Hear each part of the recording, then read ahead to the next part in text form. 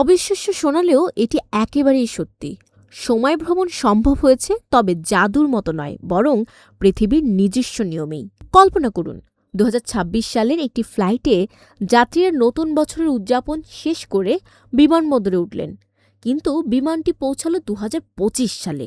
ঘটনাটি ঘটেছিল কাথে প্যাসিফিকের CX-880 ফ্লাইটে। হংকং বিমানবন্দরে তখন নতুন বছরের উল্লাস। ক্যালেন্ডারে ১লা জানুয়ারি ২০২৬, ঘড়িতে রাত ১২টা ৩০। যাত্রীরা উচ্ছ্বাসের ভরে নতুন বছরের স্বপ্ন নিয়ে বিমানে উঠলেন। বিমানবন্দর ৭৭৭ হংকং ছেড়ে প্রশান্ত মহাসাগরের উপরে ১২ ঘণ্টার যাত্রা শুরু করল। গন্তব্য যুক্তরাষ্ট্রের লস অ্যাঞ্জেলস। কিন্তু ল্যান্ডিংয়ের সময় সবাই চমকে গেল। বিমানটি যখন লস অ্যাঞ্জেলসের মাটিতে নামল, তখন ক্যালেন্ডারে ৩১ ডিসেম্বর ২০২৫ আর ঘড়িতে রাত ৮টা ৫৫। অর্থাৎ যাত্রীরা ২০২৬ সালে যাত্রা শুরু করলেও পৌঁছালেন ২০২৫ সালে। কিভাবে সম্ভব? এটি কোনো জাদু নয়, বরং ভূগোলের খেলা, আন্তর্জাতিক তারিখ রেখা এবং টাইম জোনের পার্থক্য। হংকং লস অ্যাঞ্জেলসের থেকে ১৬ ঘণ্টা এগিয়ে।